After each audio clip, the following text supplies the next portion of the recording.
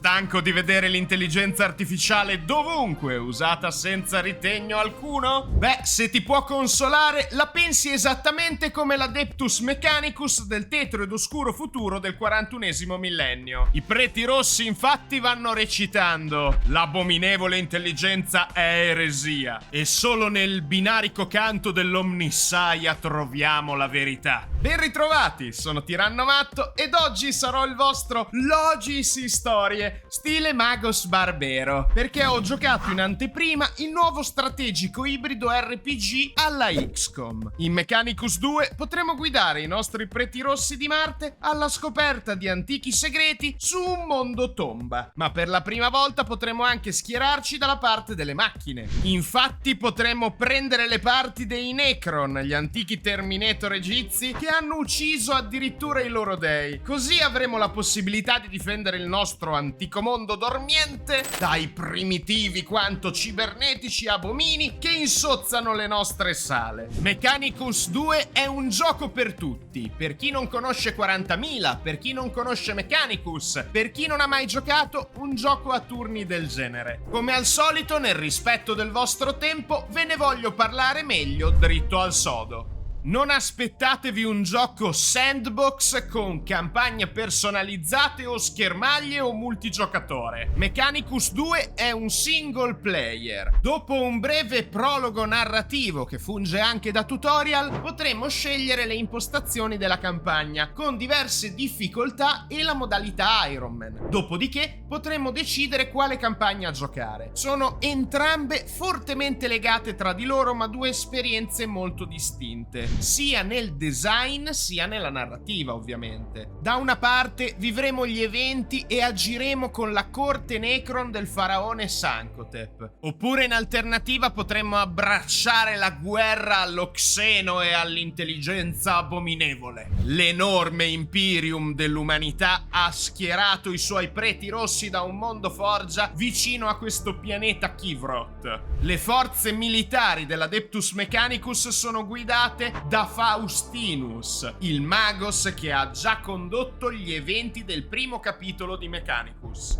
Le due fazioni di Warhammer 40.000 nel gioco condividono una similitudine di meccaniche che riguardano la parte gestionale e strategica della campagna. Dovremo comprendere l'economia delle risorse disponibili che ci serviranno per potenziare i nostri personaggi, i nostri eserciti e i nostri edifici. Inizialmente saremo bloccati dalla narrativa e dovremo proseguire missione dopo missione. Infatti, sia per il Mechanicus sia per i Necron dovremmo sbloccare i 5 personaggi disponibili per ogni fazione in un ordine prestabilito. Dopodiché ci saranno dei percorsi alternativi di scelte e conseguenze. Ma anche le missioni hanno delle categorie. Esse sono divise in due tipologie: quelle attive, ovvero che dovremo giocare a livello anche narrativo, e quelle invece passive, alle quali dovremmo assegnare i nostri personaggi non utilizzati nelle missioni correnti.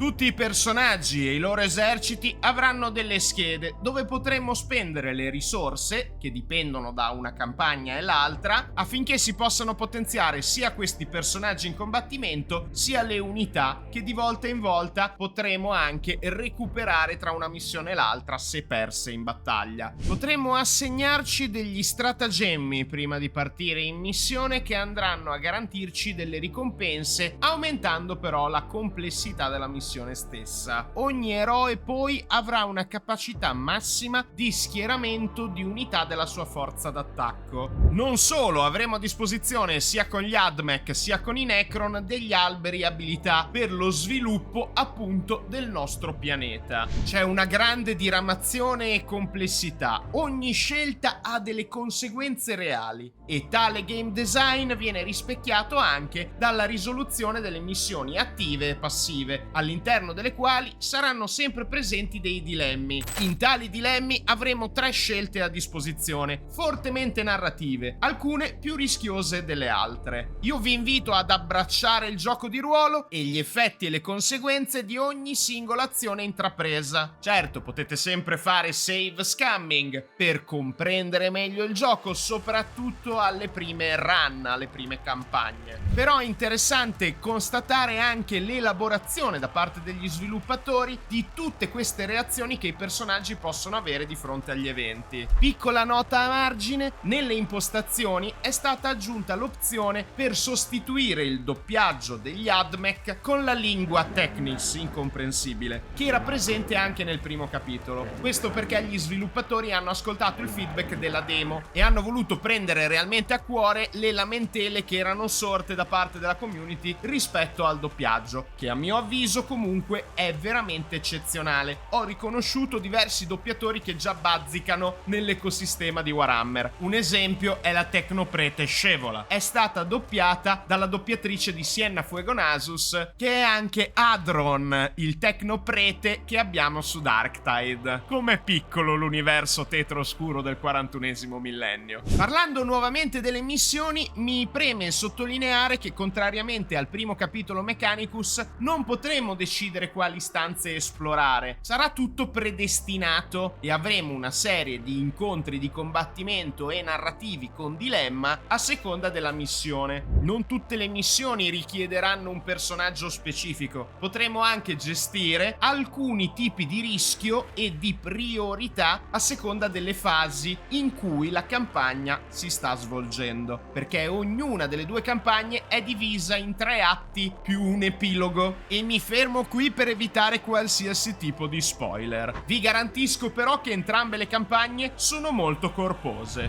Ma parliamo finalmente dei combattimenti, il pilastro di game design più importante su Mechanicus 2. Ogni unità, come detto prima, ha una scheda tecnica apposita, all'interno della quale sono elencate sia le statistiche, i punti vita, i punti movimento, l'iniziativa, sia le azioni che possono compiere. Le azioni sono suddivise in categorie. Abbiamo gli attacchi corpo a corpo, a distanza, ad area, quelli che richiedono punti cognizione per il Mechanicus e quelli che richiedono punti dominazione per i Necron. Entrambe le meccaniche vengono ampliate a seconda anche del personaggio che guida la coorte di riferimento. In breve, i punti cognizione servono per comprendere la tecnologia Xeno e li potremo guadagnare con delle azioni particolari che possono essere il ricevere danno o l'analizzare dei bersagli, mentre la dominazione Necron viene dettata da alcune abilità e passive oppure dall'infliggere danno ai nemici. All'interno dei combattimenti c'è un sistema di iniziativa che va a determinare i turni ed avremo dei punti schieramento. Ogni fine turnazione completa, sia nostra sia degli avversari, potremo anche schierare i rinforzi. All'interno delle missioni, che ci condurranno da evento ad evento a una schermaglia di combattimento, potremo aumentare o abbassare la vigilanza, che è un metro presente per entrambe le fazioni, determinante la quantità di nemici affrontati. Tra gli eventi, inoltre, potremmo darci dei buff e dei debuff sia a noi sia agli avversari, oppure reclutare nuove unità con i punti requisizione o curare le unità che abbiamo già a disposizione. In Mechanicus 2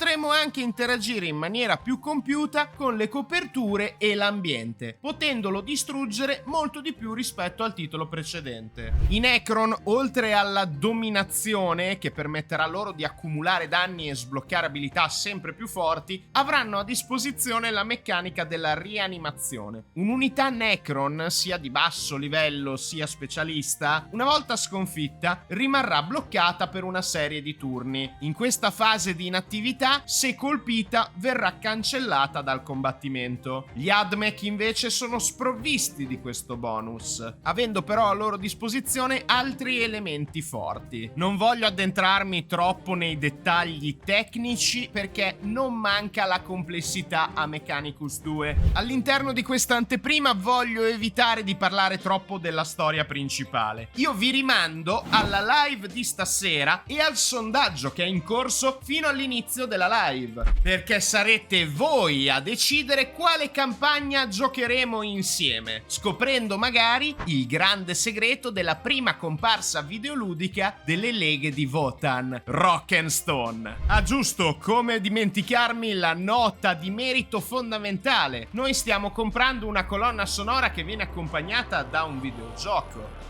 Infatti la musica di Mechanicus è veramente iconica e nel suo sequel non tradisce le aspettative. Questo videogioco è una gemmina che merita davvero la vostra attenzione. Il gioco viene rilasciato oggi assieme al Warhammer Schools. Il festival dei videogiochi di Warhammer oggi compie 10 anni e c'è anche una live pomeridiana per reagire a tutto ciò che verrà oggi rivelato. Mechanicus 2 è solo la ciliegina sulla torta per tutti coloro che hanno una gran fame di videogiochi di Warhammer 40.000. Non è in accesso anticipato, è una release ufficiale, lo trovate su Steam.